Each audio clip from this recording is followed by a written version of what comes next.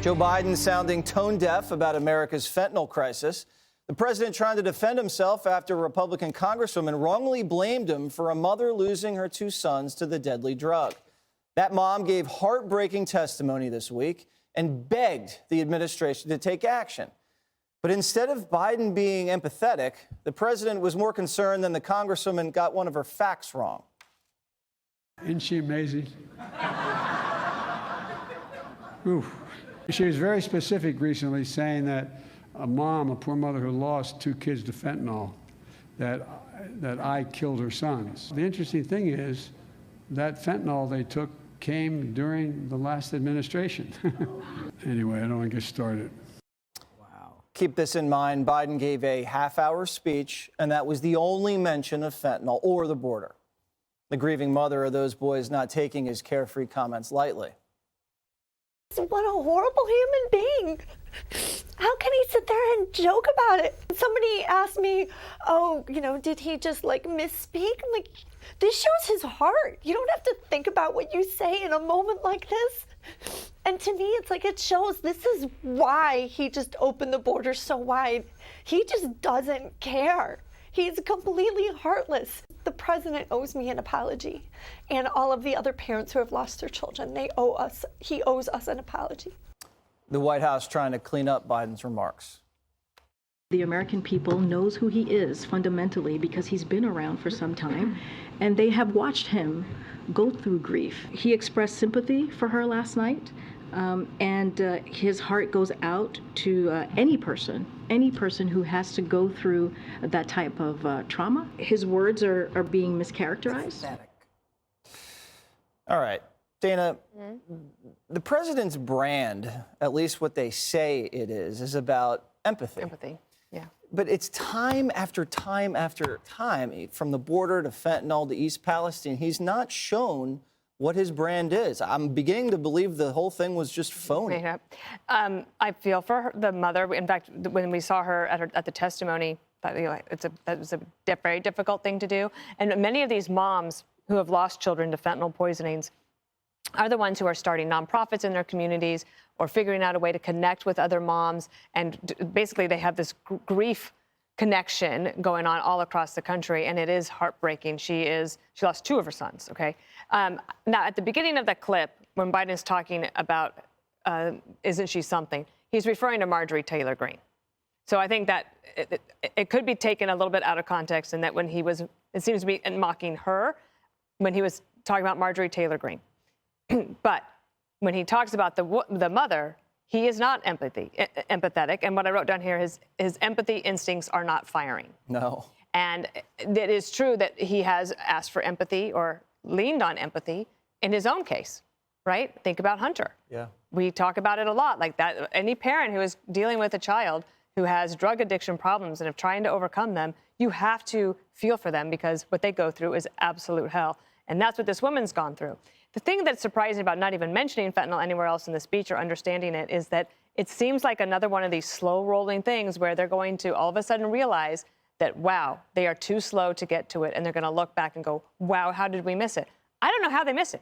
We're talking about it all the time. It's like the baby formula problem, the border problems, the crime problems. Because it's covered here, they don't want to talk about it. I don't know why. I don't know where Susan Rice is. She's the head of the Domestic Policy Council. Where's the plan? Is there any plan? What about the cabinet? Why can't you just call a cabinet meeting once in a while? That's why they're there, and say, I want each of you to come up with 2 things that you can do to implement to make sure that we're protecting the children. Where are the ads? Why can't we do some public service announcements? Something like that, even just trying to let kids know one pill can kill. The parents are asking for help, and they are not getting it at this time. We're going to talk a little bit later about the second gentleman, Kamala Harris's husband. He's looking for a cause. This one's staring him right in the face. The one he chose is pitiful, but we'll talk about that in a little bit. Yeah. Greg Gutfeld. Yeah, we've been talking about this. We've been talking about opioids legally, illegally, otherwise for years. And I'm pretty sure it was here. I know I wrote about it. I predicted that the crackdown on legal opioids would lead to a mountain of dead, because you're not doing anything about the demand. You're just replacing a safe and legal low-dose supply with a street drug of unknown potency that's often deadly. So that's definitely going to kill more people. So whose fault is that? It's not Joe Biden's. It's everybody. It's Obama, it's Trump, it's Biden, because we've been talking about this for years. No one was actually ever engaged on it, and it may be the Fox contamination effect or the five contamination effect. Anything we talk about, because we picked a side, they can't be on that side. So Marjorie Taylor Greene, they're both wrong. Okay, she says that Biden basically has blood on his hands. He doesn't. That's probably polygrip. But she learned from the best, right? Where did she get that vernacular, right? Where does the new right get their vernacular? From the old left, right? The Dems have mastered the blood on your hands screech, from talking to going after pro-lifers, to capitalists, to law enforcement, to parents fighting, to protect their kids from, trans activism ideology. You can blame both parties for inaction, but this problem's been around for a while, and at least MTG is showing some passion about it. Now, Joe is wrong, right?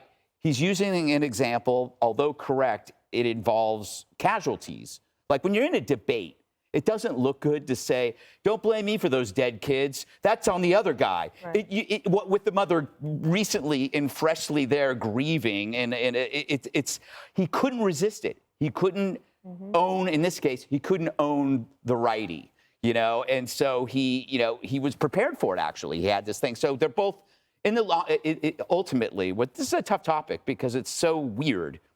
Does this help stop the flow of illegal fentanyl? That's the question everybody should ask.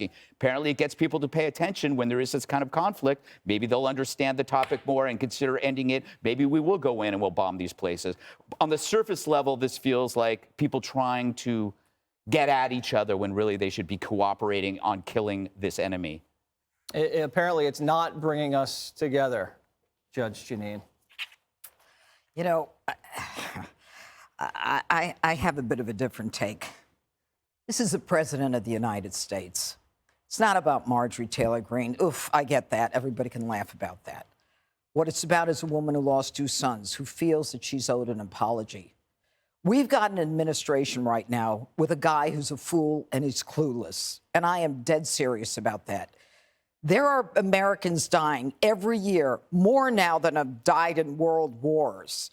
And he can't even get the word fentanyl off his lips. And when you need a press secretary of the United States to tell the American people that the president is really, everybody knows how pathetic he is and how empathic he is, we're in a real problem.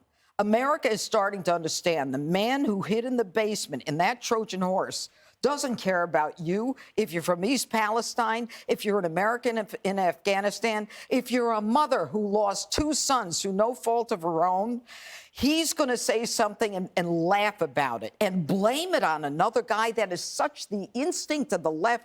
Blame it on the other guy when his own attorney general is admitting that fentanyl is unleashed on purpose in the United States.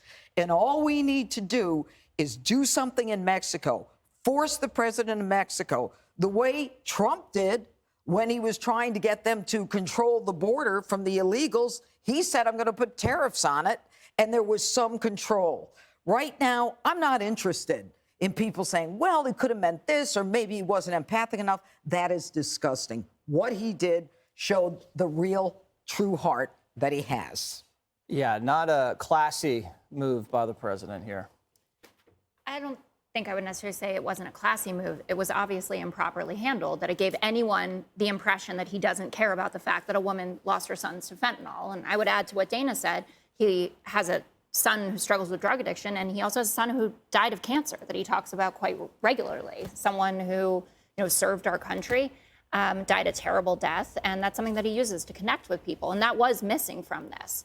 But his frustration with Marjorie Taylor Greene and the lies that are being told about his record on this, I think are worthwhile elevating and discussing. So I was watching something this weekend that had the moment where Joe Wilson, the congressman from South Carolina, said, you lie at Barack Obama during the State of the Union. It was something about Obamacare. And it was like the world was exploding because a congressman dared do that. And John Boehner, who was the leader of the Republicans, made him apologize. He called and apologized, and Obama said, no problem, moving on.